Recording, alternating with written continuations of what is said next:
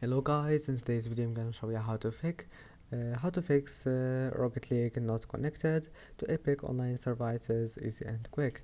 If you want to fix it, first all you need to do just open Task Manager, and here we'll find Rocket League. Let's say that Google Chrome is Rocket League. Just click on it, right click and click in Task, and after that just click here and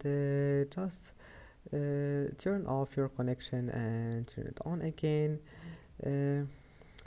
If you have an Wi-Fi, just turn it off and turn it on again, and or you can just unconnect the network cable and connect it again, and then just try to launch Rocket League again. And if that doesn't fix it, go to Epic Games, sign out and sign in, and that's it.